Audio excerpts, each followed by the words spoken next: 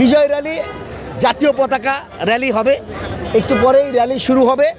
আমরা ছাত্রদল ঢাকা মহানগর দক্ষিণ খুব শান্তিপূর্ণভাবে এই র্যালিটি পালন করব এবং আমাদের একটি বার্তা থাকবে, দেশনায়ক তারেক রহমান 25 তারিখ আসবে, বাংলাদেশ হাসবে। কোটি কোটি মানুষ পথ চেয়ে আছে, দেশনায়ক তারেক রহমানের অপেক্ষায় আছে। তারই অপেক্ষার পোষণ শেষ হবে 25 তারিখে। আমরা সারা বাংলাদেশের কোটি কোটি মানুষ এয়ারপোর্টের দিকে রওনা দিবে এবং 26 তারিখ দেশনায়ক তারেক রহমান শহীদ রাষ্ট্রপতি জিয়াউর রহমানের মাজারে ফুল দিবে। এটাই আমাদের একটি অঙ্গীকার। এর মিছিলটি আমাদের পল্টন থেকে শুরু হবে।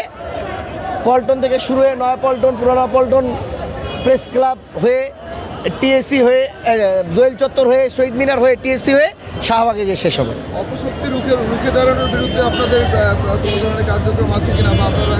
দেখুন, স্বৈরাচারী কালনাগিনী সরকার শেখ হাসিনাকে 17 বছর গণতন্ত্র গলা টিপে হত্যা করেছে। সেই টিকতে পারে নাই, পালিয়ে গিয়েছে ভারতের তাবিদার সরকারের কাছে। আর এখন তো প্রশ্নই উঠে না, বাংলার জনগণ আনাচে কানাচে ফাট পেতে আছে, কখন কুচক্র মহলকে ধরবে, কান পেতে আছে। আর কোনো কুচক্র মহলকে বাংলার জনগণ রাজপথে ঠাঁই দিবে না, দিবে না, দিবে না।